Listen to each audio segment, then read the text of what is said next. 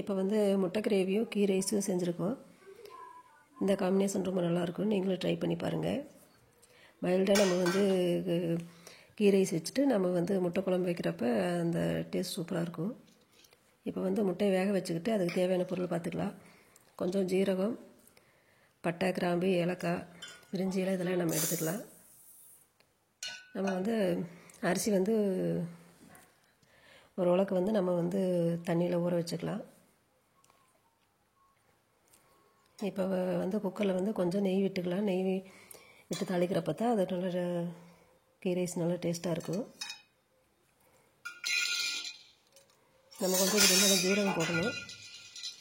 ஜீரகம், பிரிஞ்சி இலை, பட்டை, கிராம்பு இதெல்லாம் போட்டு தாளிச்சிட்டு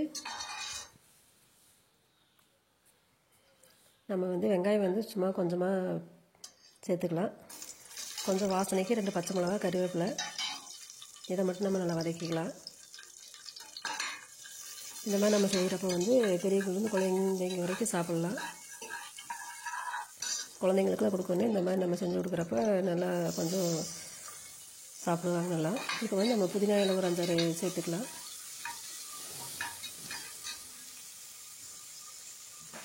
இது வதங்கினதுக்கப்புறம் நம்ம வந்து தண்ணி வந்து நம்ம அளவாக சேர்த்துக்கலாம். இப்போ நான் வந்து ஒரு 2 டம்ளர் தண்ணி சேர்த்துருக்கேன்.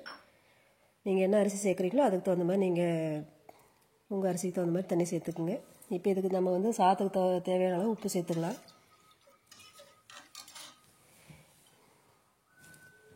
இந்த சாதம் வந்து ரொம்ப சிம்பிளாக இருக்கும், ஆனால் நல்லா டேஸ்ட்டாக இருக்கும்.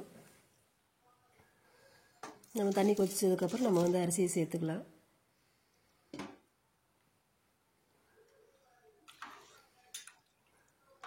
நம்ம வந்து அரிசியை சேர்த்துட்டு நம்ம வந்து குக்கர் மூடி கொதி வந்ததுக்கப்புறம் நம்ம வந்து குக்கர் மூடி போட்டு நம்ம இதை நம்ம 2-3 விசில் விட்டு நம்ம எடுத்துக்கலாம்.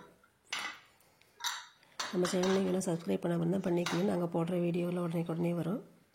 நம்ம சேனல் இன்னும் கொஞ்சம் வளர்ச்சி அடைய கொஞ்சம் யூஸ்ஃபுல்லாக இருக்கும். இப்போ வந்து முட்டை நம்ம வேக வச்சாச்சு. இப்போ வந்து முட்டை கிரேவிக்கு வந்து நம்ம சேனல்லே வந்து முட்டை கிரேவி ரெசிபிஸ் நிறைய போட்டிருக்கோம். அதோட லிங்க் கீழே கொடுக்குறோம். இப்போ வந்து இது சிம்பிளான ஒரு ரெசிபி தான். இப்போ முட்டையை வேக வச்சதுக்கப்புறம் நம்ம வந்து இஞ்சி, பூண்டு, தக்காளி இதெல்லாம் நம்ம வந்து நல்லா அரைச்சிக்கலாம். டக்குன்னு ஒரு 10 நிமிஷத்தில் இந்த பக்கம் சாதத்தை வச்சு இந்த பக்கம் நம்ம முட்டையை வேக வச்சு டக்குன்னு செஞ்சிடலாம். இப்போ ஒரு வெங்காயம், பச்சை மிளகாய், கருவேப்பிலை இதெல்லாம் நம்ம தாளிச்சிடலாம். இப்போ வந்து நம்ம இஞ்சி, பூண்டு, தக்காளி இதெல்லாமே நம்ம அரைச்சாச்சு. முட்டையை வேக வச்சு உளிச்சு வச்சுட்டோம். இப்போ வந்து நம்ம அரைச்சி வச்சுருக்கிற இஞ்சி, பூண்டு, தக்காளி வந்து நம்ம வதக்கிக்கலாம். கொஞ்சம் பச்சை வாசனை போகிற அளவுக்கு.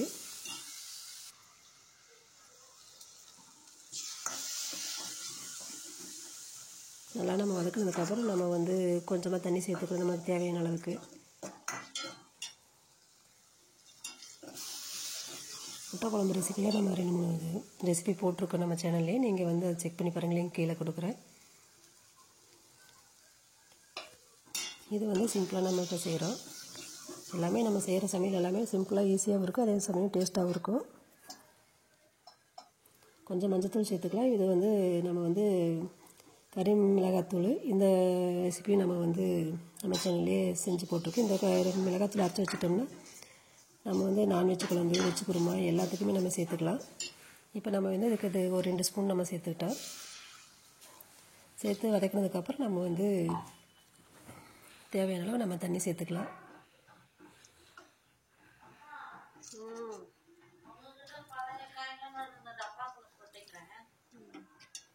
இப்போ நல்லா இது நல்லா கொதிச்சு வரணும். நம்ம சேனல் போடுற ரெசிபிலாம் உங்களுக்கு பிடிச்சிருந்தா நீங்கள் லைக் பண்ணுங்கள். இப்போ தேவையான அளவு உப்பு சேர்த்துக்கலாம்.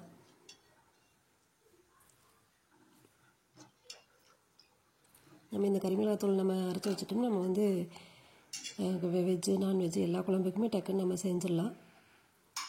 அதோட லிங்க்கும் கீழே கொடுக்குறோம். இப்போ நல்லா கொதித்து வந்ததுக்கப்புறம் பச்சை வாசனை போனோன்னு நம்ம வந்து வேக வச்சுருக்க முட்டையை நம்ம இதில் சேர்த்துக்கிட்டோம்னா நம்மளுக்கு சூப்பரான முட்டை கிரேவி ரெடி ஆயிடும். நல்லா நம்மளுக்கு பார்த்து தண்ணி மாதிரி இருக்குது. நம்ம கொதித்து வர்றப்போ வந்து இது கொஞ்சம் நல்லா திக்னஸ் ஆயிரும். கொஞ்சமாக மல்லி இலை நம்ம சேர்த்துக்கலாம். மல்லி, புதினா இலை சேர்த்துக்கிட்டு நல்லா கொதித்து வந்தோடனே நம்ம வந்து அடுப்பை ஆஃப் பண்ணிடலாம். இப்போ நம்மளுக்கு சாதமும் ரெடி ஆயிடுச்சு. சாதத்தை ஒரு வாட்டி மிக்ஸ் பண்ணி விட்டுட்டு நம்ம வந்து சாப்பிட வேண்டியதான். டக்குன்னு ஒரு சிம்பிளாகவும் இருக்கும், அதே சமயம் டேஸ்ட்டாகவும் இருக்கும். நீங்களும் இந்த மாதிரி ட்ரை பண்ணி பாருங்கள். தேங்க்யூ.